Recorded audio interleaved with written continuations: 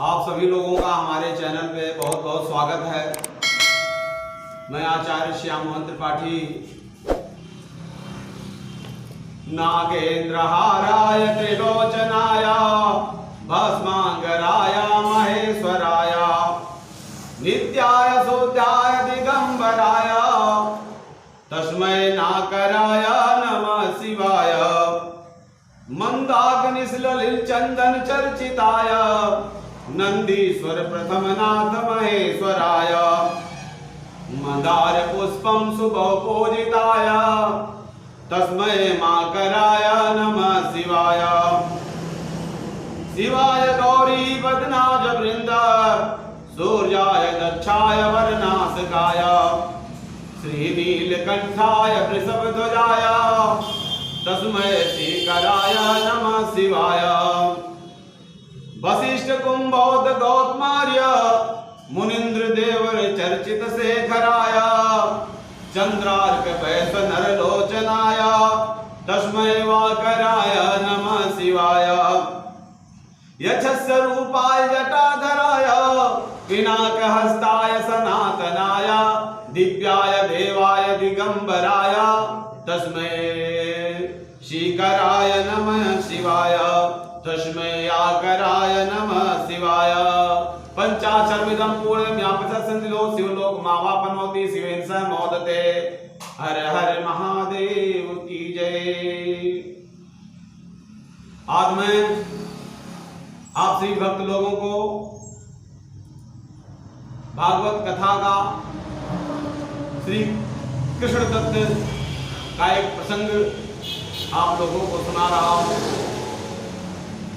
श्री कृष्ण दत्त नाम के एक पंडित जी थे।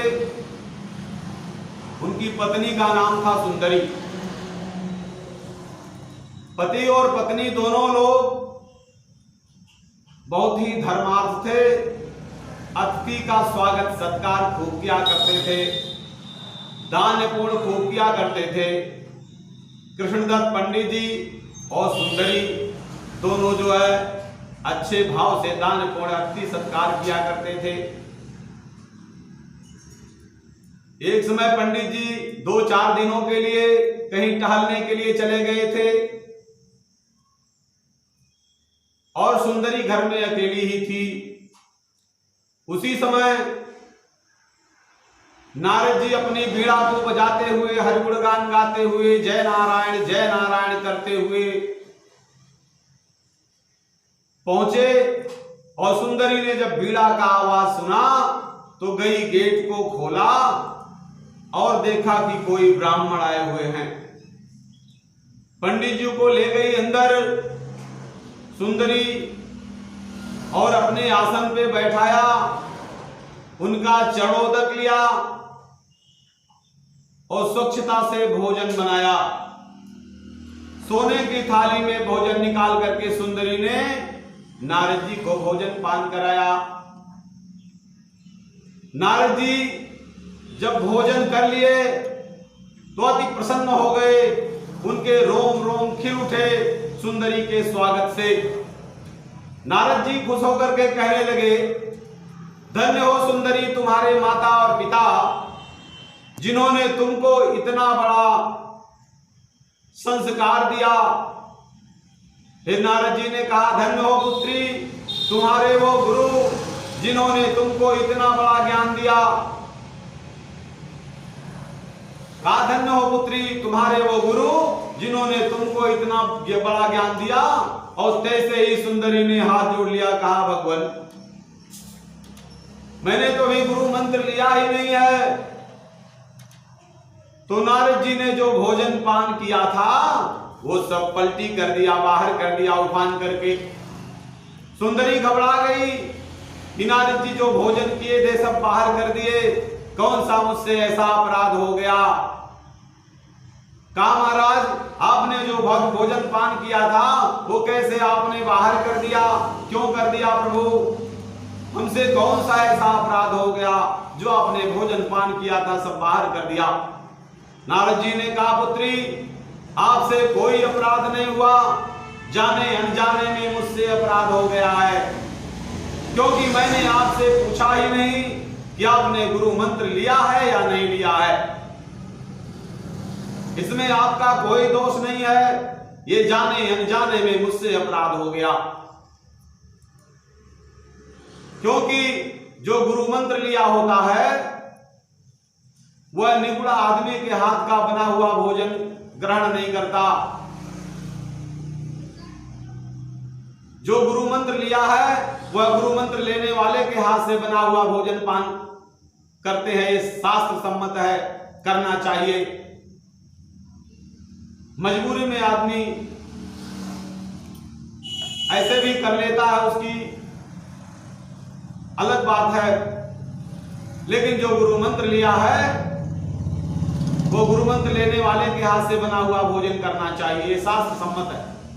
सुंदरी ने कहा भगवान तो फिर आप मुझे गुरु मंत्र दे दीजिए। नारद जी ने कहा पुत्री ठीक है, आप गुरु मंत्र ले लो। तो सुंदरी को नारद जी ने गुरु मंत्र दे दिया। जो दान दक्षिणा देना था गुरु जी को सुंदरी ने दिया और गुरु जी अपने घर के लिए प्रस्थान कर गए। 2-4 दिनों के बाद जब कृष्णदत्त पंडित जी आए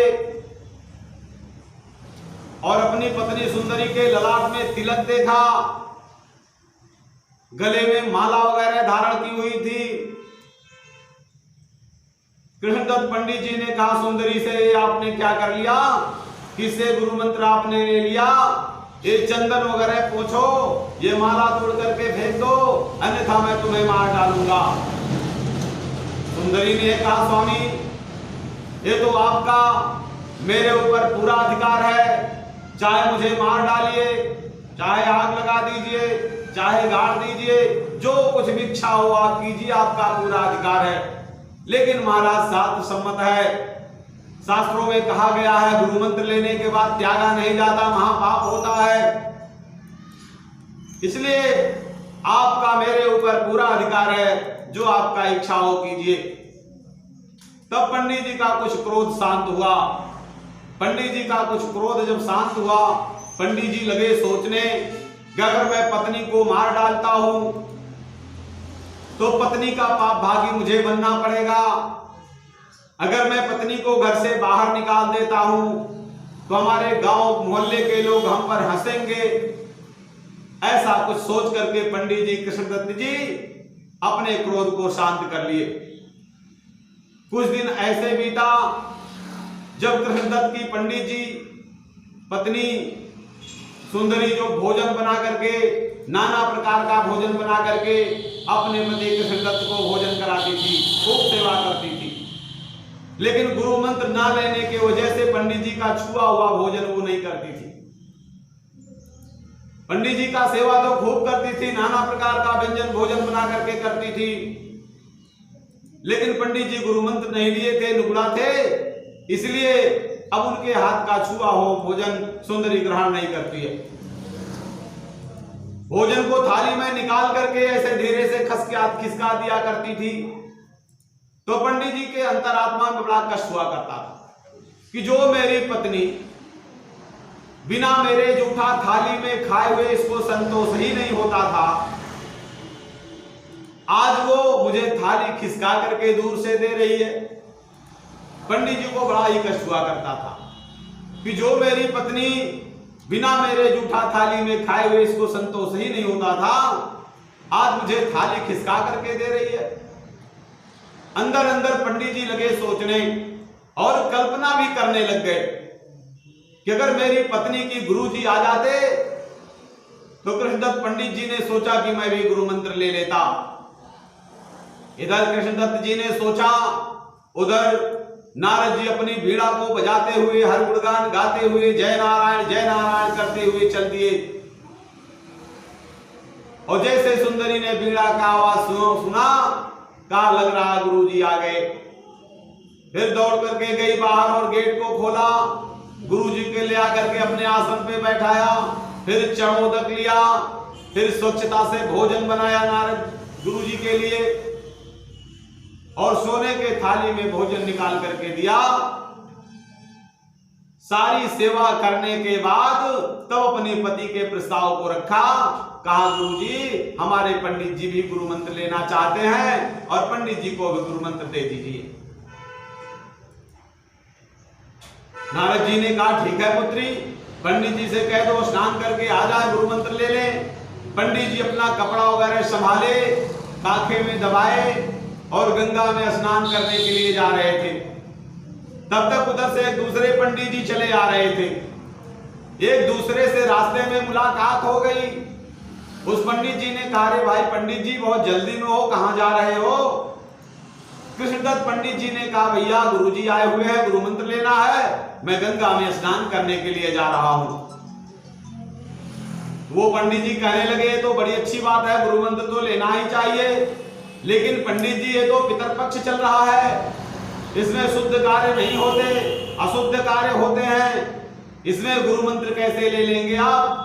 जब कार्तिक शुक्ल पक्ष आएगा तब गुरु मंत्र लीजिएगा, तब गुरु मंत्र लीजिएगा। पंडित जी के दिमाग में बात बैठ गई।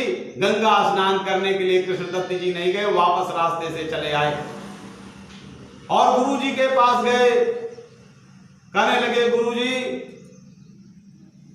ये पितरपक्ष चल रहा है, इसमें शुद्ध कार्य होते नहीं हैं, निदान पिंडदान शुद्ध कार्य इसमें होते हैं गुरुदेव। जब कार्तिक शुक्ल पक्ष आएगा तब गुरु मंत्र ले लेंगे, अब की बार चूकेंगे नहीं, आप ही से गुरु मंत्र लेंगे। नारद जी ने कहा ठीक है, जब आपकी मर्जी होगी तब ले लीजिएगा।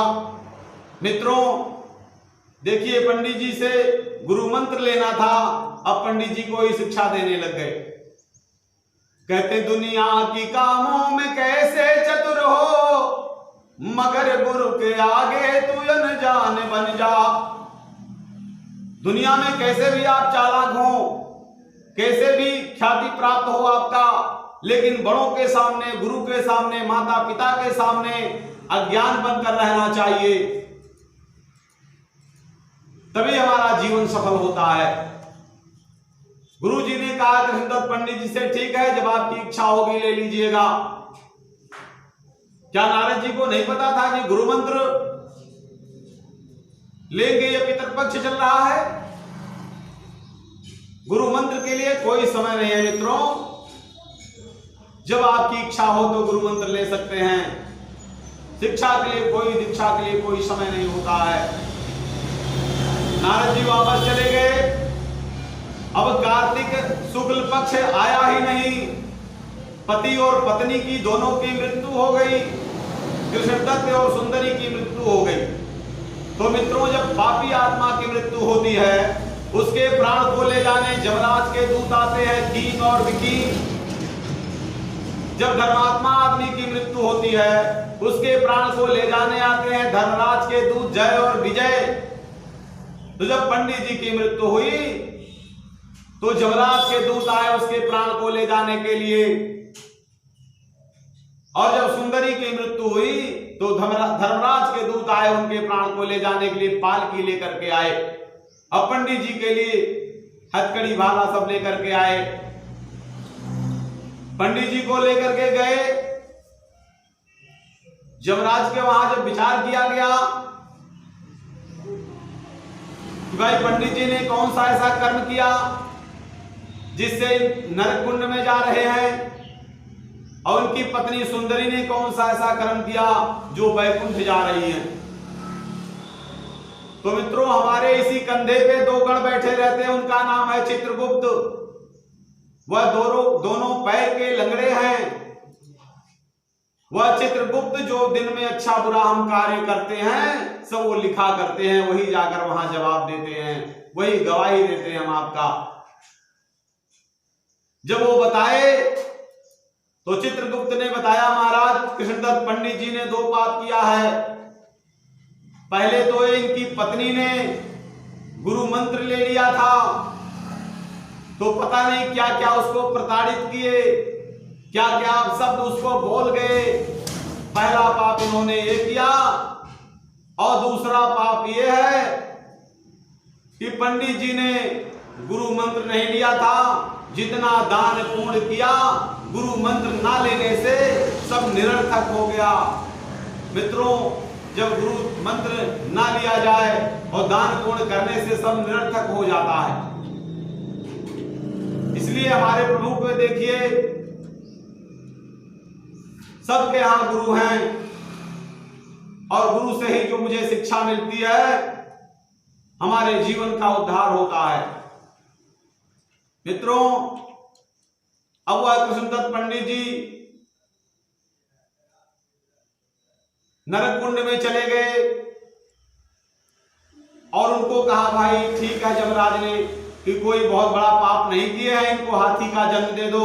कृष्णदत्त जी को हाथी का जन्म मिल गया और उनकी पत्नी सुंदरी ने कहा, मेरे पति नरक में जा रहे हैं, मैं बैकुंठ जा रही हूं, धिक्कार है ऐसे पत्नी को। मेरे सामने मेरे पति नरक में जा रहे हैं, मैं बैकुंठ जा रही हूं। जब तक मैं अपनी पति को इस नरक कुंड से बाहर नहीं कर देती तब तक मैं भी बैकुंठ नहीं जाऊंगी। तो कृष्णदत्त का हाथी का जन्म मिला और इनका जो है सुंदरी, वह कृष्णदत्त राजा के वहां, कृष्णदत्त राजा जो हाथी बने वह चंद्रहास राजा के वहां जाकर पले बड़े होने लगे और उनकी पत्नी सुंदरी ने चंद्रहास राजा के वहां कन्या के रूप में जाकर के जन्म ले लिया। दोनों जब बढ़ने लग गए धीरे धीरे, तो पूर्व जन्म की कहानी दोनों को याद था। कृष्णदत्त पंडित जी हाथी का जन्म पाए और चंद्रहास राजा के कन्या के रूप में सुंदरी ने आकर के जन्म ले लिया। दोनों बड़े होने लगे। जब सुंदरी को समय मिलता था तो हाथी के पास, अपने पति के पास जाती थी, एक दूसरे से सुख दुख बांट लिया करते थे। दोनों एक दूसरे से सुख दुख बांट लिया करते थे। जब कन्या बड़ी हो गई, चंद्रहास राजा ने सोचा कन्या का विवाह कर देना चाहिए, इसका स्वयंवर कर देना चाहिए। मित्रों, पहले स्वयंवर हुआ करता था, स्वयं कन्या अपने पति का चुनाव करती थी, जिसके गले में जयमाला डाल दिया उसका वही पति होता था।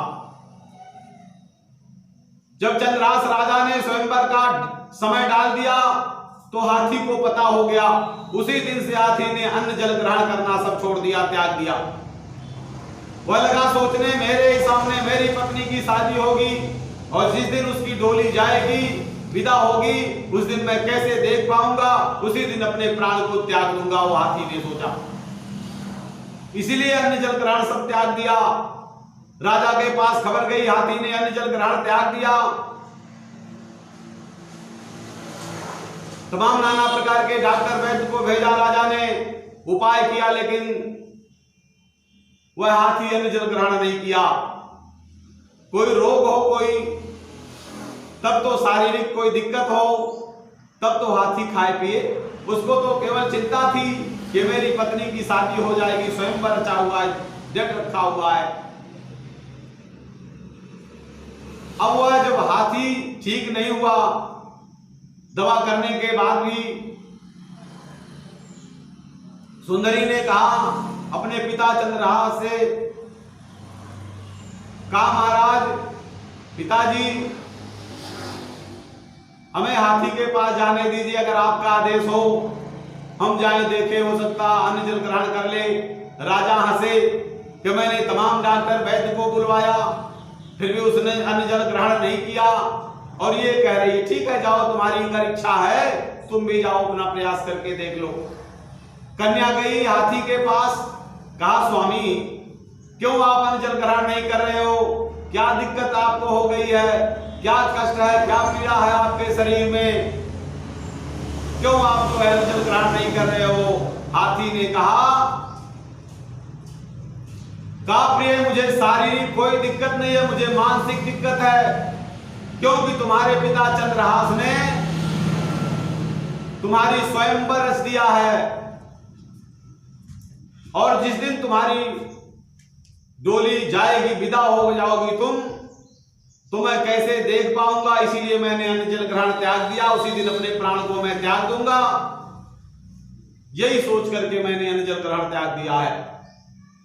सुंदरी ने कहा स्वामी क्या आपका मेरे ऊपर भरोसा नहीं है, विश्वास नहीं है, अरे आप ही के लिए तो मुझे यहां जन्म लेना पड़ा, मेरा तो वैकुंठ हो गया था महाराज। अरे अगर मेरे पिताजी ने स्वयंवर मेरा रच दिया है तो महाराज ये जयमाला मैं आप ही के गले में डालूंगी, इसलिए आप अन्न जल ग्रहण करिए। वह हाथी खुश हो गया और अन्न जल ग्रहण करने लगा। राजा के पास खबर पहुंच गई, हाथी तो अन्न जल ग्रहण कर रहा है। सुंदरी ने तुमने कौन सा ऐसा मंत्र मार दिया जो हाथी अन्न जल ग्रहण करने लगा? सुंदरी ने कहा कि पिताजी ये जो हाथी है मेरा पहले पति था। राजा उसकी बात को हल्के में लिए, सुंदरी की बात को कहा भी ये बच्ची है, पति पत्नी का मतलब कुछ ज्ञात नहीं है, ऐसे इसने बोल गई। कहा ठीक है जाओ जाओ। कन्या चली गई। स्वयंवर का समय आ चला, तमाम देश देश के राजा उपस्थित हुए। कन्या को जो जयमाला दे दिया गया और बता दिया गया कि पुत्री जो देश देश के राजा आए हुए हैं, जो तुम्हारे अनुकूल है उसी के गले में जयमाला डालना, वही तुम्हारा पति होगा। कन्या घूमती घूमती गई और हाथी के गले में जयमाला डाल दिया। राजा लोग उठकर खड़े हो गए, कहने लगे राजा जब इसको हाथी ही दामाद चुनना था तो क्यों हम लोगों को पत्रिका दे करके बुलवाया, मेरा हाथी कराने के लिए बुलवाया था। जब सब राजा उठकर जाने लगे, जो चंद्रहास राजा ने हाथ जोड़ करके कहा महाराज अभी वो बच्ची है, कुछ उसको ज्ञात नहीं है पति पत्नी का मतलब क्या होता है, ऐसे प्यार दुलार में हाथी के गले में जयमाला डाल दिया होगा। आप लोग कृपया बैठ जाएं, एक मौका आप मुझे और दे दीजिए। राजा लोग बैठ गए, कहने लगे ठीक है मैं एक मौका आपको और दे रहा हूं। अब राजा रानी अपनी कन्या को बुलाया और घंटों बैठकर करके समझाया, कहा पुत्री अब की बार कोई भूल मत करना, जिसके गले में तुम जयमाला डालोगी वही तुम्हारा पति होगा, उसी के साथ जाना होगा तुम्हें। जो गुणवान बलवान धनवान सुंदर होगा उसी के गले में जयमाला डालना, वही तुम्हारा पति होगा। सोच समझ करके डालना, अब की बात कोई गलती मत करना। कन्या ने कहा ठीक है पिताजी। फिर जयमाला को लिया, फिर घूमती हुई गई और हाथी के गले में जयमाला डाल दिया। राजा लोग उठकर खड़े हो गए और भागने लग गए। अच्छा राजा ने बेवकूफ बनाया हम लोगों को, जब हाथी दामाद चुनना था तो क्यों बुलाया था। सब राजा लोग चले गए। राजा भी चंद्रहास अपने किस्मत को ठोक कर बैठ गए, चलो इसके भाग्य में यही लिखा था, हाथी लिखा था, यही हुआ। लेकिन उनकी जो प्रजा थी अब उनमें लोकापवाद होने लग गया कि अच्छा दामाद राजा चुने हैं, हाथी दामाद चुने हैं, ऐसा ऐसा व्यंग लोग बोलने लगे प्रजागण। तो प्रजा की बातें तो बाढ़ के समान राजा को चुभने लग गई। सोचा मैं यह तो किस्मत को ठोक कर बैठ गया कि कन्या के भाग्य में यही लिखा था, यही हुआ, लेकिन ये प्रजा की बातें मुझे बर्दाश्त नहीं हो रही हैं, बाढ़ के समान इनकी बाड़ी चुभ रही है, इसलिए मैं आत्मदाह कर लेता हूं। राजा जो है प्रजा के लोकापवाद से तंग होकर के चिता पर बैठ के जलने के लिए जा रहे थे। उसी समय नारद जी अपनी बीड़ा बजाते हर गान गाते हुए आ गए और जैसे दूर से देखा कि चंद्रहास राजा जलने के लिए जा रहे हैं, कहा रे चंद्रहास राजा क्या करने जा रहे हो।